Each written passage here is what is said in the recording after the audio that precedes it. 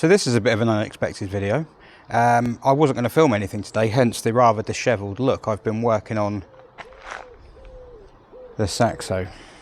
So today is Sunday, and yeah, we've had some bad news. We've had a bad event happen, not a massively serious one, but I thought I would share it. I thought I'd make content out of it. When life gives you lemons, make beer?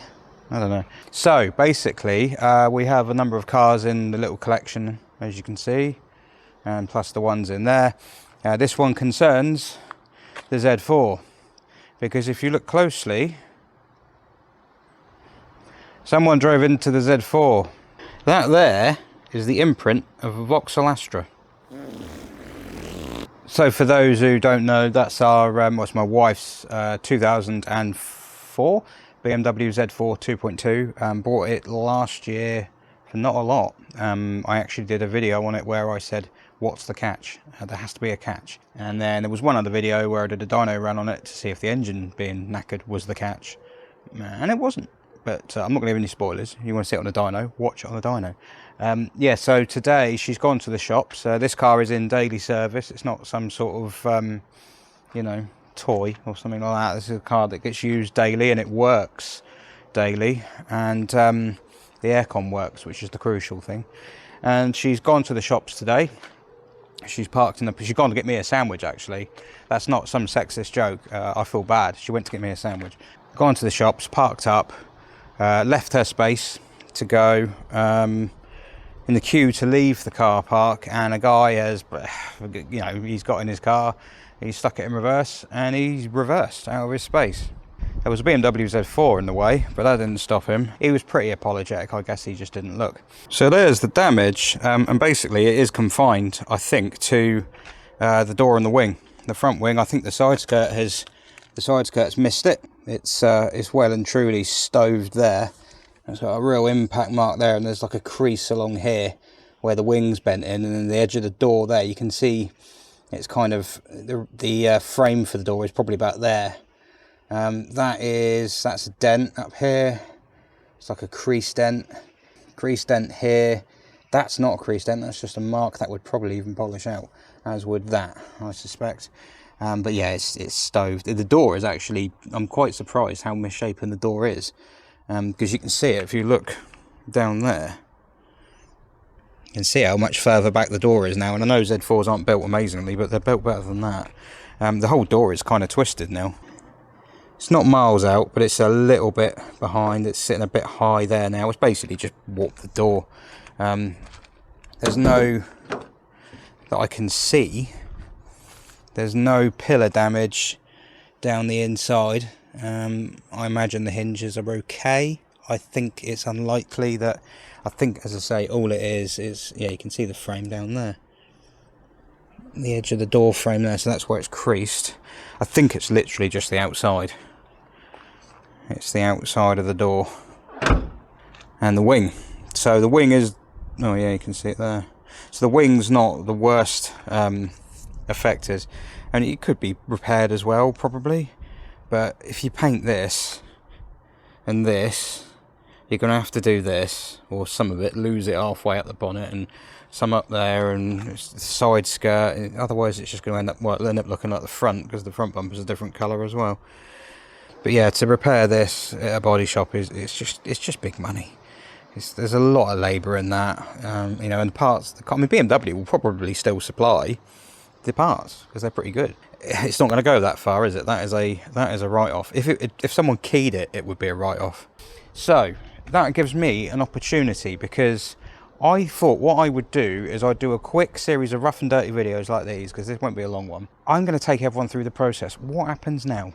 Because when cars get hit, it's like, it's really annoying. It's a stressful thing. It can vary, you know, the situations are all quite different, and I don't know exactly what's going to happen, because I'm not a ginger bald guy from the northeast. Actually very watchable when it comes to these sort of things, and I'm not going to call anyone a bungalow, but yeah, no, he's great. So yeah, basically the other guys effectively admitted it, although we haven't got it in writing, but he admitted it at the scene. He said, I'm really sorry, blah blah blah. He seemed quite apologetic. My wife was crying, which is probably why. And to sort of compound things, this car is covered on a trade policy, and it's a low-value car. I mean, when I say these cars are cheap, we paid 1,300 odd quid for that. The reality is, it might be worth more than 1,300 quid. No, 1,350. I think we paid, and not long ago. But that's probably a little bit below what it's worth. But even if it was worth £2,000, it's still a really cheap car. Bearing in mind it's got that kind of value to it, any kind of repair on this thing is basically going to be, well, it's not going to happen. The car would be a total loss. So, as a bit of background, I used to work in a body shop many years ago, and I got a rough idea of how the system works. And we've had it with cars before where people have hit the cars, and I know how the system works, and that is kind of an advantage. So I thought what I would do is commentate the system. We're going to go through the process. I'll document everything that happens and the outcome, and we'll take it from there. I'm going to lay my predictions on the line now. I've informed my insurers already, so let's do what I've done first, right? So I've informed my insurance company already. I spoke to a lady earlier on today. They weren't open, but they have a sort of a system where there's a contractor, I imagine, who does the 365, 24-hour, 7 days a week service. So when they're not open, they take the details and pass them on. So she said they'll be back in tomorrow. They get the details. They'll automatically be on their computer tomorrow morning when they come in, and they'll contact me. So I imagine what they'll do is contact me. Now, the third party's insurer may also contact me. Well, he won't, because he hasn't got my details yet, but they may well contact us. That happens sometimes. The third party insurer, because the third party's liable, the third party insurer may well get in touch with us and say, we'll arrange to come and pick it up. That's red flag number one. That's happened before with us, actually. In a similar situation, we had a car parked on the side of the road. Someone reversed into it, and they said, "Not a problem. We'll ring you up. We'll take it away. We'll get it to the body shop, and we'll get an estimate done on it." I would personally, if you've got a car that is of low value, what I would say is, if it goes to a body shop, be very cautious. I know from experience. I know someone who had a car taken off to a body shop for assessment, and the engineer had basically inspected it and gone, "Oh, it's total loss." So they packed it off to salvage before they'd settled with the owner. It had gone off to Bristol somewhere, or Bath or something. It's like, what? So yeah, that kind of thing can happen. And I've worked in a body shop, as I say, and all the low value total loss cars just go out in a yard around the back, assuming they're literally in the queue to get picked up for the scrapyard. So that's exactly what that would do. They wouldn't even contemplate repairing that car. Most insurance companies will go to about 40% of the vehicle value on a repair. And it's not some conspiracy. It's not to get cars off the road or anything like that. It's because it's numbers. It's money. It's not worth it.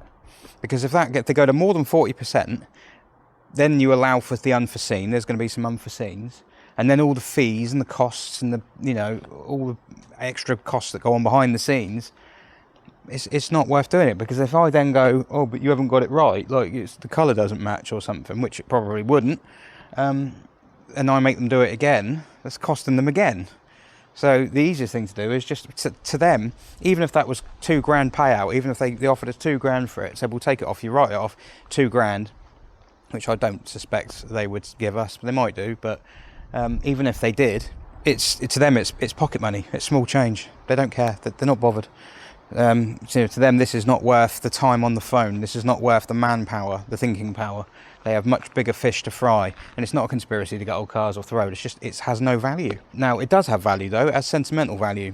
This car was purchased by my wife just after her dad died, and she used some money that he left her. So some of his money is in this car, and she's into cars because of him. That car's got sentimental value. So that car is not going to a scrapyard.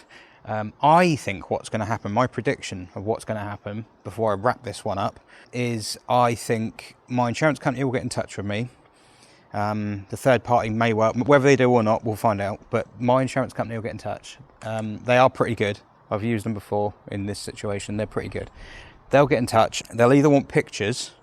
I think they want pictures to start with, but they'll probably send an assessor round, just a mobile assessor. He'll come round, he'll look at it, verify it is what it says it is, And then I imagine what they'll do is my guess is they're going to offer a cash payout, which means the car doesn't get recorded as a total loss.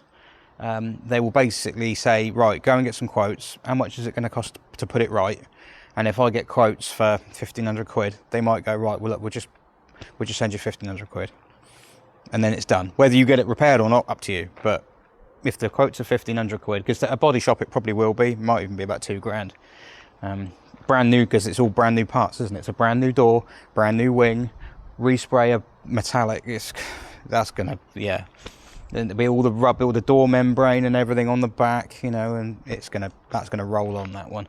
Obviously, you wouldn't do that, but that's how the system works. That's how you have to do it. So I think that what they'll do is they'll offer a cash payment. I don't think they'll want to get involved. They'll probably not be bothered about writing it off because they don't want to come and pick it up. It costs money.